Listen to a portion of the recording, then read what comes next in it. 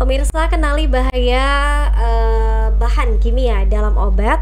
Tentunya ini juga menjadi perhatian kita bersama ya, setelah pemerintah ini merilis daftar nama obat yang kemudian tadi kata narasumber kita di pagi hari ini ada senyawa yang kemudian ini melebihi ambang batas begitu ya. Kita masih ditemani Ibu Fitria SSI MSI selaku dosen kimia Universitas Banten Jaya. Oke. Bu, mungkin boleh sedikit tips kepada orang tua nih ketika misalnya anak-anaknya sedang sakit, mungkin sakit batuk ya misalnya, atau pilek. Meskipun tadi di segmen sebelumnya sih disarankan jangan dulu minum obat deh, kalau misalnya memang masih bisa ditanggulangi dengan minum air putih, istirahat dan lain-lainnya. Mana nih yang kemudian bisa kita pilih yang lebih baik dan mungkin lebih cepat larutnya di tubuh kita, apakah yang sirup, puyer, atau tablet untuk anak, Bu? Iya, untuk saat ini sih sebetulnya pertama kalau saya saranin minum madu dengan air hangat. Nah itu dia belum ada efek negatifnya ya, dan memang banyak kandungan miracle namanya kalau kita bilang tuh. Jadi banyak kan kalau sakit itu pertahanan tubuh itu kayak diserang sama virus, sama bakteri sehingga dia akhirnya lemah. Nah, yang bisa menangkal itu kan antibodi imun si tubuh kan. Nah, kalau madu itu kan banyak mengandung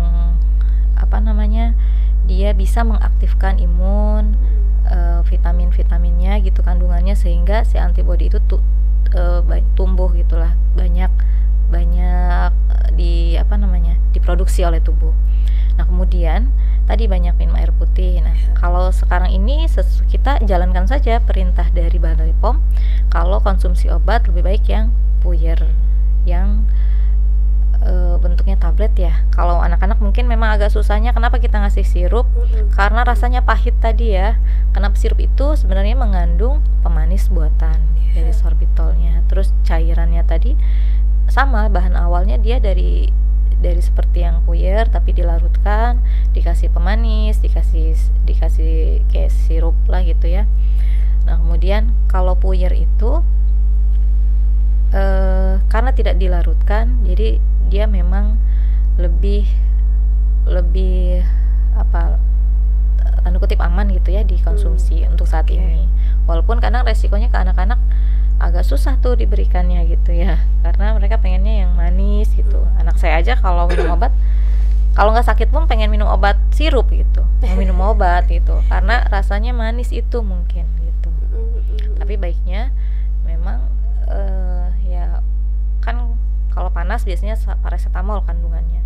Nah, yang dibutuhkan misalkan kalau tablet itu dia 500 mg, nah kita setengahnya. Nah, lebih amannya begitu.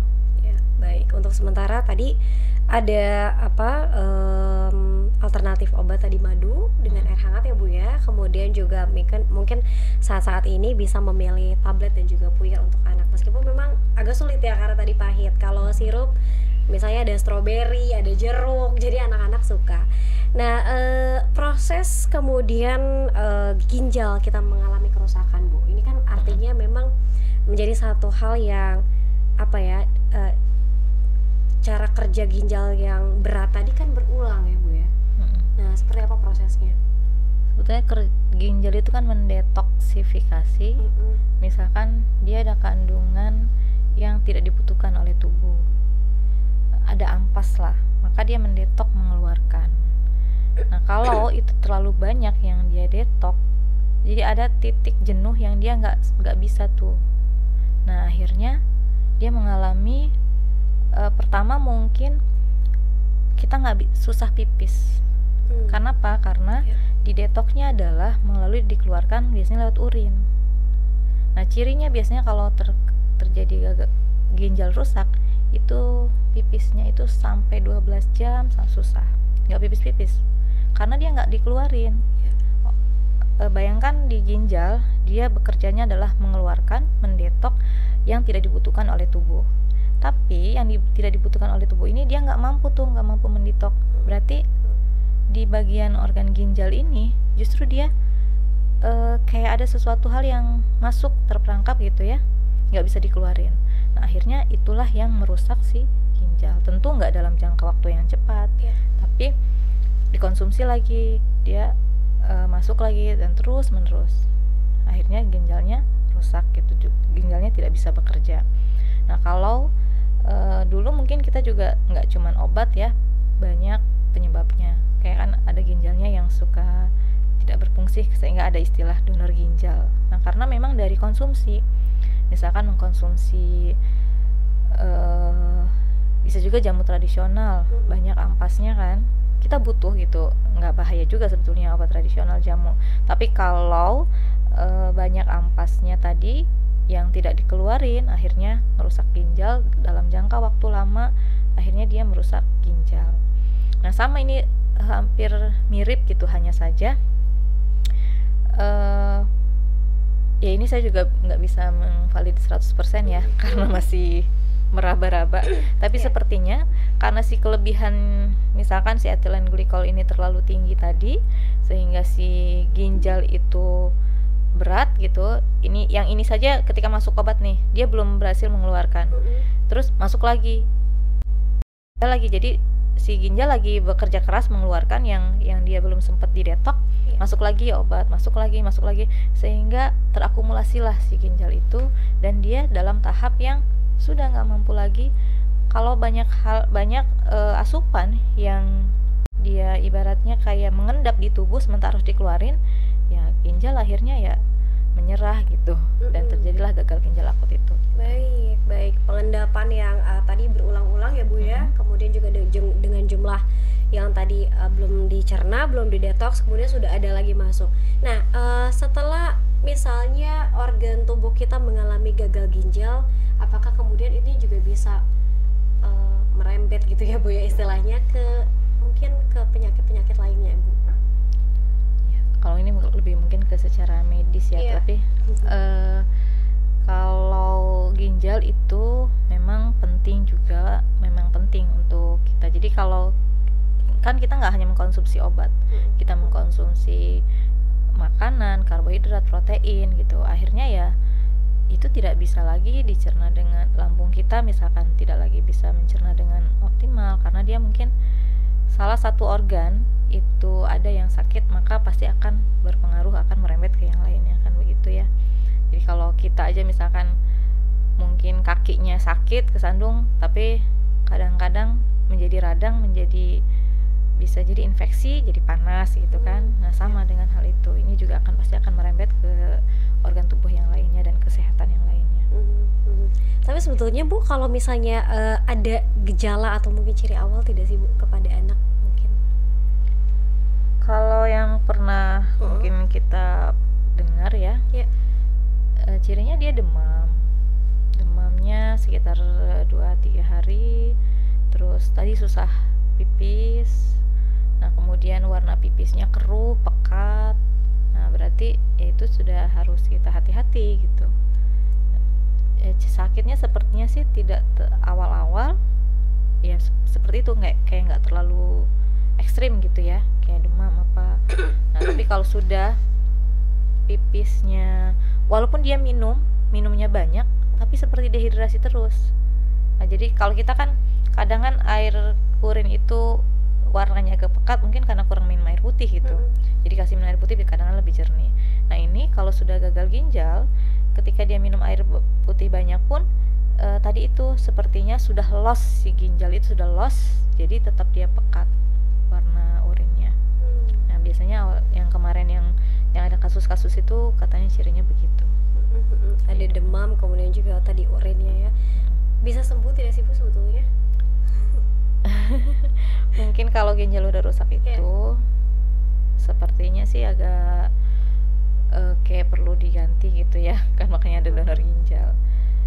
Ya kalau sembuh mah ya mudah-mudahan sih, itu saya juga maksudnya bukan wewenang saya. Sepertinya sih kalau semua sakit harapannya insya Allah bisa sembuh sih Mbak gitu. Oke.